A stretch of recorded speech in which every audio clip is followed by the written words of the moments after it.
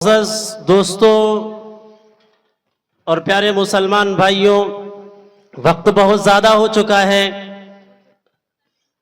زیادہ وقت نہیں لینا ہے اور نہ ہی کوئی تعریف و تمہید۔ میں آپ کے قریب کے گاؤں بنبیر پور کا رہنے والا ہوں، اپنے گاؤں کی امامت سنبھالے ہوا ہوں اسی میں، اور نہ ہی کوئی بہت بڑا مقرر ہوں۔ ایک ہیولہ آپ کے سامنے رکھنا چاہتا ہوں احادیث اور قرآن مقدس کے ذریعے۔ بڑا ہی خوبصورت اسٹیج ہے اور میں مبارکباد پیش کرتا ہوں جنہوں نے اس محفل کو سجایا، اس میں محنت کی کوشش کی۔ قرآن مقدس کی ایک آیت ہے، ادعو الی سبیل ربک بالحکمت والموعظۃ الحسنۃ وجادلہم باللتی ہی احسن ان ربک هو اعلم بمن ضل عن سبیلہ وهو اعلم بالمہتدین۔ قرآن مقدس کے اس آیت کے ذریعے میں یہ بات آپ کے سامنے بیان کرنا چاہتا ہوں۔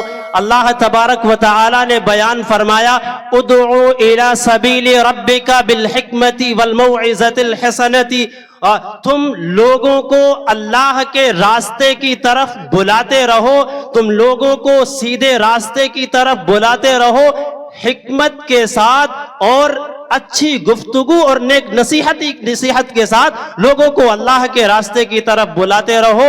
تو جن لوگوں نے اس مجلس کو، اس محفل کو سجایا ہے، ایک ذریعہ بنایا ہے لوگوں کو اللہ کے راستے کی طرف بلانے کا، اللہ تبارک و تعالی ان کی محنتوں کو قبول فرمائے۔ اور میں یہ بات بھی آپ کے سامنے واضح کرنا چاہتا ہوں کہ جو لوگ بھی اللہ کے راستے کی طرف بلانے والے ہیں، وہ چاہے مدارس کے ذریعے ہو یا جماعت کے ذریعے ہو یا پروگرامز کے ذریعے ہو، کسی بھی ذریعے ہو، اللہ کی طرف جو لوگ لوگوں کو بلانے والے ہیں وہ حق پر ہیں، وہ واضح حق پر ہیں، اور یہ ہر ایک کی ذمہ داری ہے، کیونکہ اللہ کے رسول صلی اللہ علیہ وسلم نے حجۃ الوداع کے موقع پر یہ ذمہ داری امت مسلمہ کو دی تھی، امت محمدیہ کو دی تھی، اور فرمایا تھا بلغوا عنی ولو آیہ، یہ بات جو میں نے تمہارے سامنے پیش کی ہے یہ ان لوگوں تک پہنچاؤ جو یہاں پر موجود نہیں ہیں، اور غائب میں وہ سب کے سب حضرات آئیں گے جو جناب محمد الرسول اللہ صلی اللہ علیہ وسلم سے لے کر کے تا قیام قیامت تک آئیں گے، وہ سب کے سب ہیں۔ تو یہ ایک ہماری ذمہ داری ہے۔ اچھا، ابھی تک آپ کے سامنے بیانات ہوئی، ماشاءاللہ نعت ہوئی، میں آپ کے سامنے ایک بات واضح کر دوں کہ کسی بھی عمل، وہ چاہے نعت ہو یا تقریر ہو، بحیثیت مسلمان، بحیثیت امت مسلمہ کے ہونے کے، نہ ہی آپ نعت پاک کو لذت کے اعتبار سے سنیں اور نہ ہی تقریر کو لذت کے اعتبار سے سنیں کہ ہاں فلاں صاحب آئے تھے بڑی اچھی تقریر کی، فلاں صاحب آئے تھے بڑی اچھی نعت پڑھی۔ نہیں، اس سے نہیں سننا ہے، اس سے نہ میرا کوئی فائدہ ہونے والا ہے نہ آپ کا۔ نیت کیا ہونی چاہیے کہ جو کچھ ہم نے سنا ہے انشاءاللہ العزیز اس پر عمل کریں گے۔ اب میں اپنی بات کی شروعات کرنے جا رہا ہوں۔ میں نے آپ کے سامنے ایک حدیث میں دو قرآن مقدس کی آیات اور ایک حدیث پڑھی ہے۔ اس حدیث کے ذریعے، یہ حدیث بہت کم لوگوں کے پاس پہنچی ہوگی، نہیں سنا ہوگا، لیکن میں آپ کے سامنے پیش کرتا ہوں، اور اس حدیث کے ذریعے میں اس وقت جو بیٹھے ہوئے حضرات ہیں، اور میں یہ بات بھی آپ سے بتا دوں کہ جو مائیں بہنیں ہیں اس سے بری ذمہ نہیں ہے، ان کی بھی یہ ذمہ داری ہے، ذمہ داری آپ کو دینا چاہتا ہوں۔ جناب عن حارث العشعری رضی اللہ عنہ قال قال رسول اللہ صلی اللہ علیہ وسلم، حضرت حارث عشعری رضی اللہ تعالی عنہ اس حدیث کے راوی ہیں، وہ فرماتے ہیں کہ جناب محمد الرسول اللہ صلی اللہ علیہ وسلم نے فرمایا، انی آمرکم بخمس، میں تمہیں 5 چیزوں کا حکم دیتا ہوں، اور یہ حکم میں اپنی طرف سے نہیں دے رہا، اللہ امرنی بہن، بلکہ اللہ تبارک و تعالی نے ہمیں ان 5 باتوں کا آپ تک پہنچانے کے لیے، ان کو ادا کرنے کے لیے حکم اللہ تبارک و تعالی مجھے دے رہا ہے، اور میں بحیثیت نبی ہونے کے ان 5 باتوں کا حکم تمہیں کر دے رہا ہوں، اور انہیں تمہیں لازمی طور پر کرنا ہے، مکمل طور پر پکڑنا ہے۔ وہ 5 چیزیں کیا ہے؟ السمع، غور سے سننا، کیا ہے؟ سب سے پہلی کیا ہے؟ السمع، قرآن مقدس احادیث نبویہ کو غور سے سننا۔ دوسری کیا ہے؟ والطاعت، جو کچھ سنا ہے اس کی اطاعت کرنا، فرما برداری کرنا، ماننا۔ پہلا کیا ہے؟ السمع، غور سے سننا، والطاعت، دوسرے کیا ہے؟ اطاعت کرنا، اور تیسرے کیا ہے؟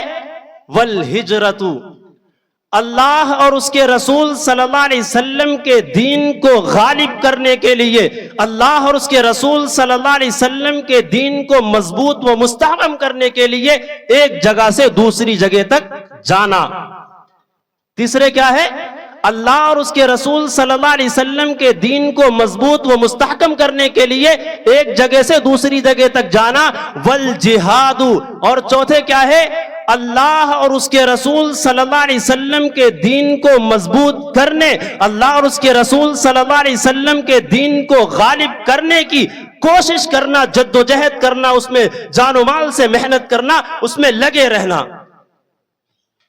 والجماعت، اور پانچویں سب سے بڑی چیز ہے جو ہم میں نہیں پائی جاتی، اللہ کے رسول صلی اللہ علیہ وسلم نے فرمایا پانچویں چیز ہے والجماعت، مل جل کر کے ایک منظم جماعت کے ساتھ رہنا۔ اور پھر اس کے بعد جو جملہ فرمایا وہ سننے والا ہے، اللہ کے رسول صلی اللہ علیہ وسلم نے فرمایا والجماعت، مل کر کے ایک منظم جماعت کے ساتھ جماعت بن کر کے رہنا۔ وَإِنَّهُ مَنْ فَارَقَ الْجَمَاعَةُ قِيَادَ شِبْرٍ قَدْ خَلَعَ رِبَاطَ الْإِسْلَامِ، جو شخص بھی جماعت سے بنی ہوئی منظم جماعت سے ایک بالشت بھی پیچھے گیا، اس نے اسلام کا کڑا، اس نے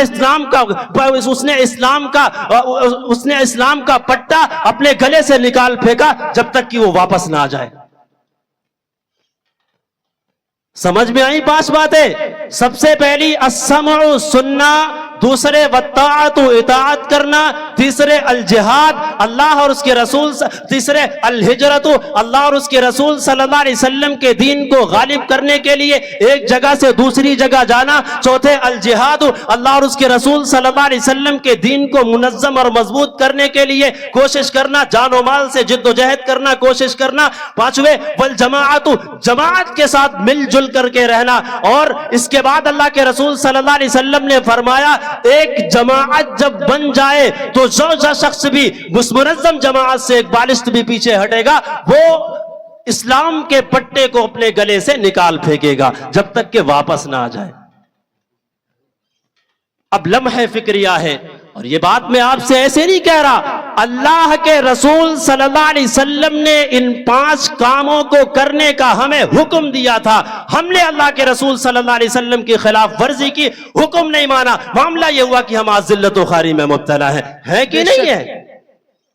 آپ اپنے گلیبانوں میں نظر ڈال کر کے دیکھیے، کبھی تنہائی میں بیٹھ کر کے دیکھیے کہ جناب محمد الرسول اللہ مائیں بہنیں بیٹھی ہوئی ہیں، وہ اب تو اپنے آپ میں بیٹھ کر کے کبھی تنہائی میں سوچے کہ ان پانچ اعمال میں سے کبھی کوئی، یہ پانچ اعمال میں سے کوئی ایک عمل کرنے کے لیے تیار ہے؟ مائیں یہاں تک کہ میں ان سے کہتا ہوں کہ وہ اپنے بچوں تک پہ بھی مضبوط طرح سے انہیں دین میں لانے کی کوشش نہیں کرتی۔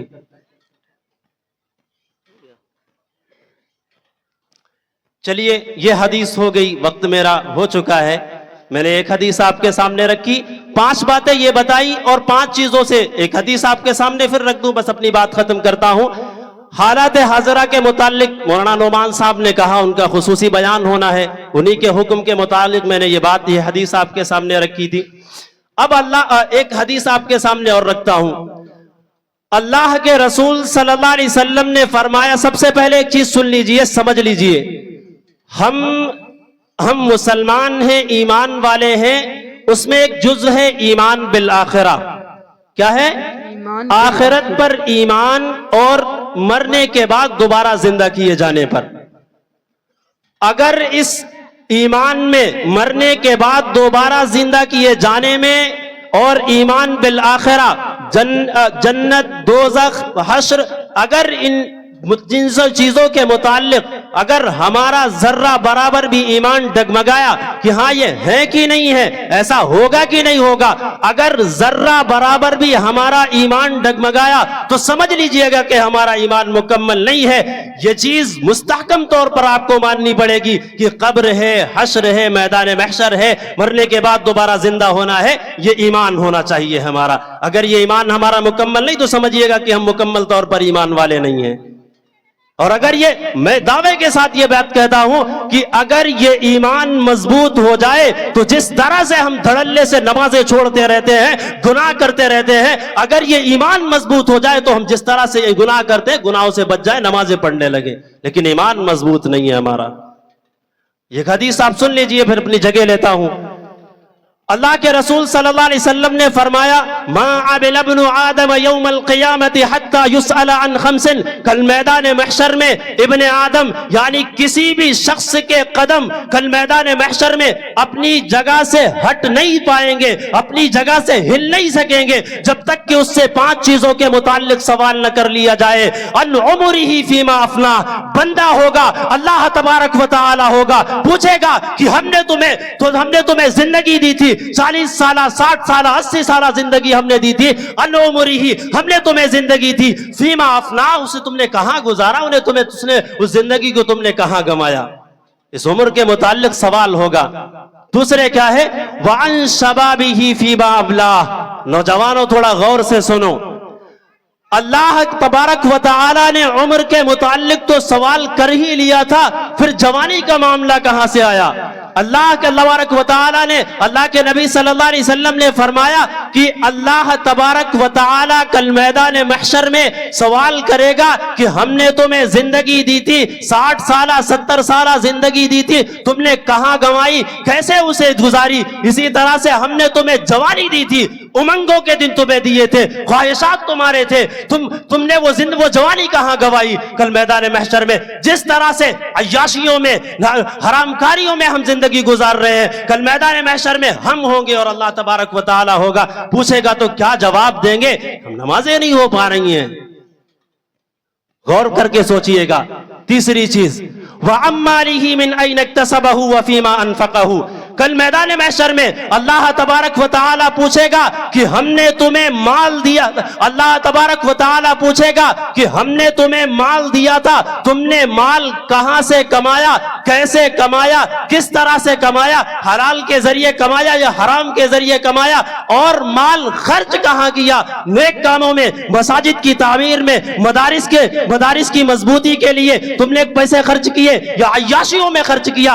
کل میدان محشر میں جب تک اس بات کا کہاں سے کمایا، کیسے کمایا، کہاں خرچ کیا، کیسے خرچ کیا، کل جب تک اللہ تبارک و تعالی ان چیزوں کے سوال جواب نہیں کر لے گا، میدان محشر سے قدم ہٹ نہیں سکیں گے آپ کے۔ اور پھر 5ویں چیز اللہ کے رسول صلی اللہ علیہ وسلم نے فرمایا وَعَنْ عَمِلَ مَاذَا عَمِلَ، جو کچھ سیکھا، جو کچھ پڑھا، اس پر عمل کتنا کیا، جو کچھ جانا اس پر عمل کتنا کیا۔ اور پھر اس کے بعد اسی تک حد نہیں چھوڑی، اللہ کے رسول صلی اللہ علیہ وسلم فرماتے ہیں کہ ان سوال و جوابوں میں اگر بندہ مکمل طور پر، مضبوط طور پر، اپنے اعتبار سے مضبوط طور پر نکلا تو اللہ تبارک و تعالی اسے جنت دے گا، اور اگر اپنے سوال و جواب میں وہ مضبوط نہیں اترا، وہی حکم ہوگا کہ اس بدبخت کو اٹھا کر کے جہنم میں ڈال دو۔ کل اگر ایسا ہوا کہ ہم اٹھا کر کے جہنم میں ڈال دیے تو کون بچائے گا ہمیں؟ دنیا میں اس کی تیاری کرنی ہے، پیسہ کہاں کمایا، کہاں خرچ کیا، اس کو دیکھنا ہے، نمازوں کی پابندی کرنا ہے۔ آپ اپنے حالات پہ غور کریے اور دیکھیے کہ احادیث کیا کہہ رہی ہے۔ ایک بات اپنی کہہ کر کے اپنی بات ختم کرتا ہوں۔ نفس، میں نے 2 آیتیں پڑھی تھی، ایک آیت کا ترجمہ صرف اپنے آپ کے سامنے کہتا ہوں۔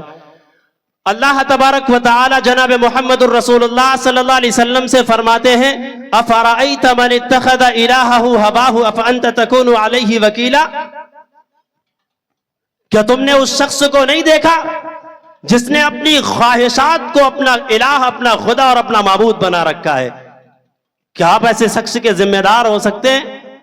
آج پوری امت مسلمہ کو اٹھا کر کے دیکھ لیجئے، پوری امت مسلمہ کے گھرانوں کو اٹھا کر کے دیکھ لیجئے، اذانیں ہوتی رہتی ہیں، قرآن مقدس پڑھا جاتا رہتا ہے، بیانات ہوتے رہتے ہیں، لیکن ہر وہ شخص اپنے نفس کی مانتا ہے، اپنے اعتبار سے دین کو چلانا چاہتا ہے، نماز اذانیں ہوتی رہتی ہیں، بیٹھا سویا کرتا ہے۔ میں آپ کو بتاؤں، صرف یہی بات بتا کر کے اپنی بات ختم کرتا ہوں، اللہ تبارک و تعالی نے اس آیت کے ذریعے بتایا کہ اگر اللہ کے دین کے کسی عمل کو تم نے چھوڑا، اپنے نفس کی مانی، تو تم نے اللہ کے ساتھ شرک کیا۔ اور میں یہ فتویٰ اپنی طرف سے نہیں دے رہا، قرآن مقدس یہ فتویٰ دے رہا ہے کہ اگر اللہ یا دین کے کسی حکم کو تم نے ترک کیا اور اپنی نفس کی مان لی، تو تم نے اللہ کے ساتھ شرک کیا۔ اور اللہ تبارک و تعالی فرماتا ہے ان الشرک لظلم عظیم، شرک سب سے بڑا گناہ ہے۔ اللہ تبارک و تعالی نے فرمایا، اللہ تبارک و تعالی بقیہ جتنے گناہ چاہے گا معاف فرما دے گا،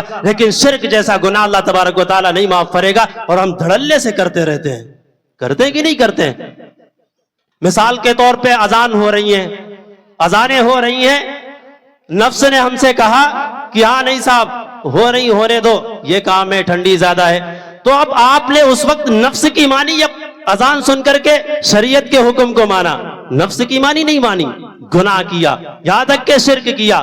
اسی طرح سے جوا، شراب، بہت سارے گناہ ایسے ہیں، تم نے اپنے من کی لذت کے لیے اپنے نفس کی مانی، اللہ کے بتائے ہوئے فرامین کو ترک کیا، لہٰذا تم نے اللہ کے ساتھ شرک کیا، تم نے گناہوں کو اپنے لیے تسلیم کر لیا، اللہ کے فرامین کو نہیں تسلیم کیا۔